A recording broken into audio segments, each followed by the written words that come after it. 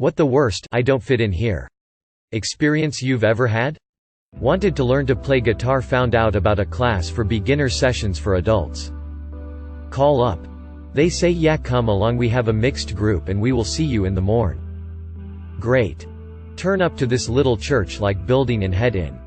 Guy says, you must be me 27 to 28 at time. Take a seat and we will get going in a minute. Please note I'm first to arrive and the seats were tiny, but I didn't think anything of it at the time, just assumed it was what was available. Next min a group of small children rush in and take their places, about 5 to 6 years old, with their guitars. Teacher starts taking the lesson. I'm OBV feeling awkward as I'm like Tom Hanks in Big and wanting to get out as soon as pos, but too polite to just get up and walk out. Teacher then announces that we will be getting up on stage at the end to show what we've learned. Please note all these little shishs are 10x better than me, but I'm committed now and maybe it won't be so bad, until the door opens and all of the parents walk in to watch the show. So there I was sitting on a little chair with my knees higher than my head, strumming along to some tune I couldn't play, surrounded by 5 to 6 year old and parents looking at me with that face you know wants to laugh. I'm sorry.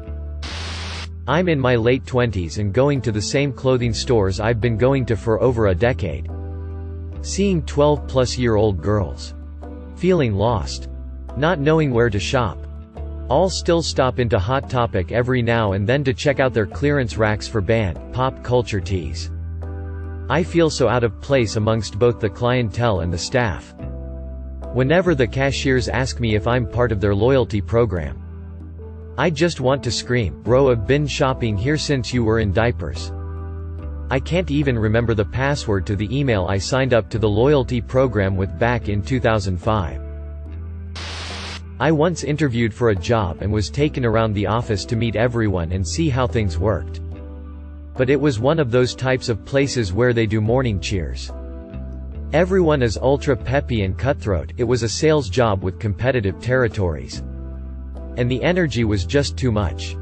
As an introverted, laid-back and incompetitive worker, I 100% did not belong in that environment. Went on the company ski trip, which sounds posher than it actually is, and we have to pay for it out of our wages. Had to sit on a dinner table with the heads of the company and some other high-up people from different companies, and the stuff they were talking about in terms of leisure activities were well out of my league. When you try to join the conversation and you get a patronizing smile from one of them who doesn't engage you, conversation has a strange effect on you. Finished my dinner and went to the bar. If you're paying for it out of your wages, it's not a company ski trip. It's your own ski trip that your company is invading. Lol. Am a college professor. Got my first job out of grad school. Quit at the end of the second year. Found out while quitting that they were about to fire me. It was one of the 10 largest universities in the USA. Today I teach at a tiny liberal arts college. Been there over a decade. And they vote me Professor of the Year an average of once every 3 years. Here I fit. There I didn't. There was big. Research-driven. Prestige-hungry. Here, they want me to take good care of the students. That I can do. I love my job. Walking into the cafeteria. Food in hand. Looking around trying to find a place to sit. Or, all right guys, get in partners for this project. And you just sit there with your eyes glued to the desk. So the building that I work in has an exclusive cafeteria, and by exclusive I mean that it is only for employees of the insurance company that occupies floors 10 through 18 of our building. It is not for us lowly administrative employees of a major company that occupy floors 5 through 10. We have all heard rumors about this cafeteria and its delicious fresh food plated in a manner rivaling the fanciest Michelin star restaurants, all for low prices. So of course I had to go. The cafeteria is situated on the 15th floor. I got in the elevator only to find that one cannot access the 15th floor without a badge. The button simply will not press. Cue me riding up and down the elevator for 10 minutes until I was fortunate enough to ride with a chosen one with a badge. Sweet. Forbidden cafeteria food awaits. So I casually follow this person off the elevator. lurking behind them as they badge into the cafeteria, which encompasses the entire floor in all its exclusive glory. I quietly slip in, wearing my own badge obscured by my cardigan so that it's obvious I'm wearing a badge but not so much what it is. Once inside, I marvel over my choices. So much delicious food everywhere. A pasta station. Salad bar. A fresh grill. Fresh pizza. Daily specials. A carvery with an array of smoked meats. I'm in heaven as I blissfully make my way through my selections up to the cashier. At this point I'm terrified, thinking that she is going to ask to see my ID, but she does not. I pay for my food. A meager sum of $7 or $8 for a king's ransom in deliciousness. And thinking that I have pulled off the greatest heist of our time, I make a break for the exit. It was then that I discovered you do not only need a badge to get in. You also need to use your badge to get out. Here I am with my ill-begotten bounty and I am trapped. The door is locked and now heads are turning in my direction. They know. I have been discovered. My only recourse at that point was to hover. Head down. Around the condiment station, gathering random ketchups and soy sauce until some unsuspecting people decided to legitimately exit the cafeteria. I dashed out behind them, my face awash with embarrassment, and loitered in the hallway until they left in the elevator. At that point I returned to the 6th floor in shame and enjoyed my semi-cold forbidden food.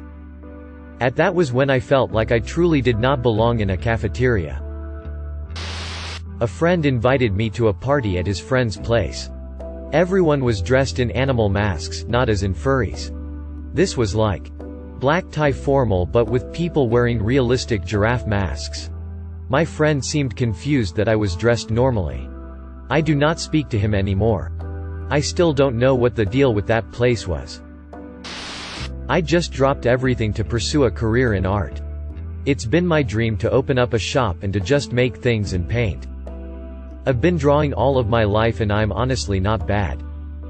A few weeks ago, I joined a local artists collective. The first meeting we were showing our art. And my heart dropped. Everyone had these gallery-level social justice pieces and there I was with my greeting card and wedding art. I've always struggled with confidence and imposter syndrome. But that hit me hard just how out of my league this group was. I'm staying in it because I think it will challenge me to expand and grow. But damn, do I feel incompetent every time I see them. It's always discouraging for me to see other people's art too. But most artists all feel that way. There's a chance that half the people there found your art better than their art too. I watched a lot of Pokémon when I was like 8. I went to a local anime convention and I was so confused and awkward. Everyone was in cosplay and talking about anime and I just sat there looking at my Pokémon cards all depressed. The same thing happened to me, haha. I was like 11 and my mom took me to one of the VGCs in the area. I was so effing pumped. I spent the whole car ride getting ready and putting the finishing touches on my team. But then I got there and I was so uncomfortable. I'm honestly not even really sure why. I just hated it and the people were bothering me. I think I expected to be around a bunch of other kids my age. But there were a lot of adults there instead. I ended up sitting on the ground and doing homework at some point because it was just too much for me. I did make it to the quarterfinals in the junior division. But my heart wasn't in it. My first holiday in foster care was Christmas 2010. I was 14 years old, a freshman in high school. I missed my family and I didn't know anyone there except my foster parents. I felt completely like an alien amongst 50 people. I was young, scared, and alone. I went on my phone and my foster mom raised her voice and told me to get off. That made me snap and I started tearing up, so I went outside in the cold to cry by myself so I wouldn't make a scene. I cried behind a car in the dark in the snow that fell a few days prior. This old man comes outside and calmly talks to me. He tells me that he used to be in foster care too. I don't remember what he said exactly. But he made me laugh and feel a little better. That old man turned out to be who I would call Grandpa Ernie a few years down the road. He passed away a couple springs ago. He always made sure everyone felt welcomed and always would break silence with a joke that made everyone laugh. He went through his own hell growing up and he did his best to make sure no one else had to. Rip Ernie. He seemed like a good dude. In 2007 I went to what I thought was my first AA meeting. It was being held at a church. And when I walked into where the meeting was supposed to take place, there was 5 to 6 other men sitting down. I took a seat. And after a couple of moments pass, the meeting starts. If my memory is correct, I was asked to introduce myself. So I said, "My name is Matt and I'm an alcoholic." After a few moments, one of the men let me know that I was at AS Addicts Anonymous meeting. I apologized and left. Felt really weird about it at the time. But now I just laugh about it. Username checks out. I came to Germany in 2017. With my MSc in Environmental Sciences from Hungary. A job to find was hard. So I had a plan B. I took a job by Deutsche Bahn, German Railways. I don't really know how to say it in English. But basically I controlled train stations and set routes for trains. Called Fahrdienstleiter in Germany, look it up if you want to. So I took the schooling. I had my first station. And as an apprentice or something like that I had to go to the tracks and inform people about where their train comes. I felt pretty shy, it's normally not part of the job.